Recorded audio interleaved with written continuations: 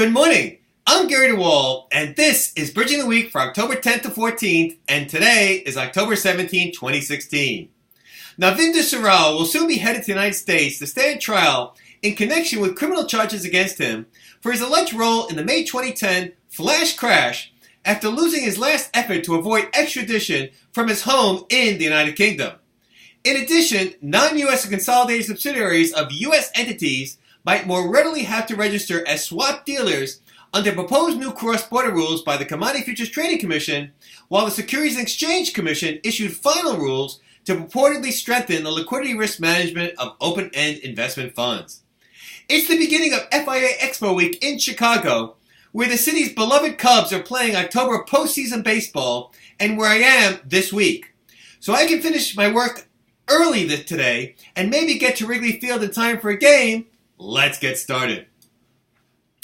Navinder Sarao, the London-based futures trader, who in April 2015 was criminally charged with contributing to the May 2010 flash crash, is now less than 28 days away from being extradited from his home in the United Kingdom to the United States to stand trial.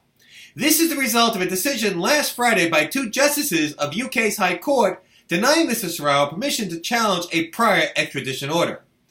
Previously, another UK court found that the offenses for which Mr. Sarao was indicted in the United States, spoofing and engaging in manipulative conduct, would be prosecutable in the United Kingdom, albeit under different laws, and thus his involuntary transfer to the US was warranted. In April 2015, Mr. Sarao was also subject to civil charges brought by the Commodity Futures Trading Commission. The CFTC charged Mr. Sarao and his trading company, Sarao Futures Trading Limited PLC, with engaging in spoofing involving E-mini S&P futures contracts traded on the Chicago Mercantile Exchange for the purpose of disrupting the market in order to facilitate related trading that netted him profits in excess of $40 million US. By the way, the flash crash refers to events on May 6, 2010, when major U.S. equities indices in the futures and securities markets suddenly declined 5 to 6% in the afternoon in a few minutes before recovering with a similarly short time period. The CFTC proposed rules regarding the application of certain of its swap requirements, including registration, in connection with cross-border transactions. Among other provisions, the CFTC proposed that all non-U.S. persons that are consolidated for accounting purposes with a U.S. entity be required to count all swaps opposite U.S. persons as well as non-U.S. persons in determining whether they have exceeded the so-called Minimis threshold that would trigger their registration as a swap dealer. However, the CFTC also proposed that only non-natural persons organized or incorporated in the U.S. or that have their principal places of business in the U.S., including any branch, would constitute U.S. persons under its new proposal. The CFTC expressly noted that its proposed definition, quote, would not include a commodity pooled account, investment fund, or other collective investment vehicle that is majority owned by one or more U.S. persons, end of quote, unless the investment vehicle met the new proposed territorial requirements. The CFTC also proposed that when a non-U.S. swap dealer uses U.S. persons to arrange, negotiate, or execute a swap that would be booked outside the U.S., such transactions would be subject to the CFTC's anti-fraud and anti-manipulation rules, as well as obligations to communicate in a fair and reasonable manner. The Securities and Exchange Commission approved final rules aimed at enhancing liquidity risk management by open-end investment funds and increasing the reporting and disclosure obligations of registered investment companies.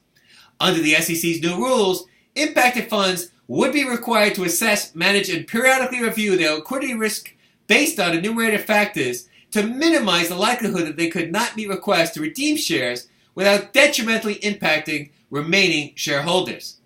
In addition, impacted funds would be required to cite a minimum percentage of their net assets that they would have to maintain in highly liquid assets and cap its holding of illiquid assets to 50% of its overall assets. The SEC deferred final rules related to the use of derivative funds until a later time.